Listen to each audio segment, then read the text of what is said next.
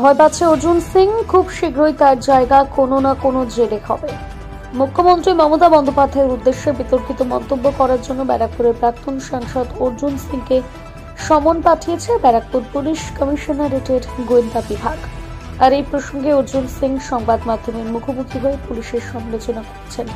এবার অর্জুন সিং প্রসঙ্গে মুখ খুললেন তৃণমূল বিধায়ক সোমনাথ শ্যাম। শ্যামনগরের এক অনুষ্ঠানে এসে সোমনাথ শ্যাম দাবি করলেন, অর্জুন সিং খুব শীঘ্রই কোনো না কোনো জেলে জায়গা পাবে। এদিনে জগদ্দলের বিধায়ক সোমনাথ শ্যাম অর্জুন সিংকে চোর বলে কটাক্ষ করেন। অর্জুন সিং চুরি করেছেন, ডাকাতি করেছেন, তাই তার মনে শঙ্কা রয়েছে যে তিনি আর আইনের হাত থেকে বাঁচতে পারবেন না। খুব শীঘ্রই দেখা যাবে অর্জুন সিং কোনো না কোনো জেলে ভর্তি আছেন। ভয় পাচ্ছেন দাদা, কিছু করার নেই।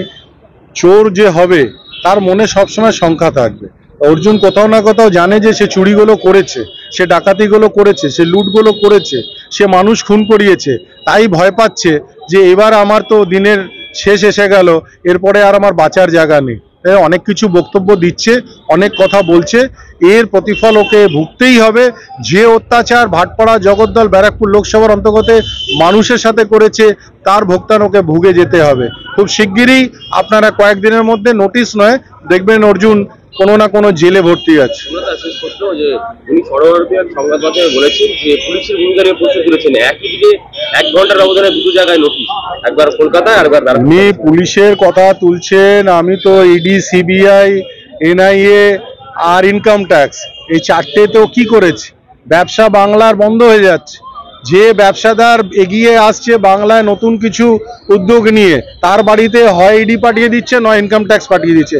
বাংলাকে বঞ্চিত করার জন্যে যে কেন্দ্র সরকার, বিজেপি সরকার উঠে পড়ে লেগেছে, তার একটা প্রতিফল হচ্ছে তারা হয় ইডি, নয় সিবিআই, নয় এনআইএ, নয় ইনকাম ট্যাক্স দিয়ে মানুষকে বিভ্রান্ত করার চেষ্টা করছে। তাই এই পথ দেখিয়েছি। আর আমরা মিথ্যে কোনো অভিযোগে কাউকে নিয়ে আসা হচ্ছে না, কাউকে নোটিশ দেওয়া হচ্ছে না। প্রমাণ হবে যে অর্জুন চুরি করেছে, ডাকাতি করেছে, লুট করেছে, খুন করেছে, সেই প্রমাণ করেই তাকে জেলে ঢোকাবো। মিথ্যে কথা বিনা প্রমাণে শুধুমাত্র এলোমেলো কথা বলে আমরা কারোর বিরুদ্ধে করি না। অর্জুন মিথ্যেবাদী, এটা প্রমাণ করে দেবো। খোলা মঞ্চে দাঁড়িয়ে এমনই বক্তব্য, গুন্ডারা নাকি পুলিশকে ভয় পায়।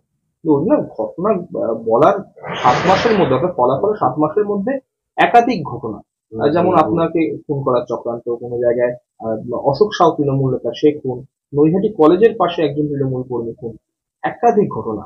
কোনো জায়গায় মনে হয় গুন্ডারা শেষ হতে? যে লোকটা এই কথাটা বলছিল, পাশেই তো অজয় প্রসাদ মারা গেছিল। তার আসামি 1.5 মাসের মধ্যে ছাড়া পেয়ে গেছিল। ওকে বাড়িতে নিয়ে যাওয়ার পর জন্য ওখানকার পাবলিক তাকে তাড়া করেছিল, পুলিশ তাকে ঘিরে রেখে বাঁচিয়েছিল, এই কলেজ থেকে বের করেছিল। পার্থ ভৌমিকের কথা উত্তর দেওয়ার আমি মনে করি না।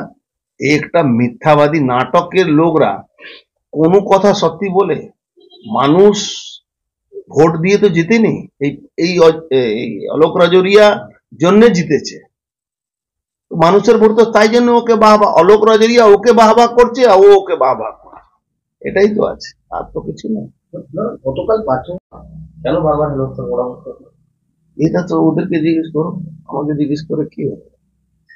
আমি কিন্তু এটা বলবো, যারা এইসব করছে আইনের ছড়ি কিন্তু তাদের উপরে ঘুরবে, আইনের কাটা ওর উপরেও যাবে, বাবড়াবার কিছু নেই।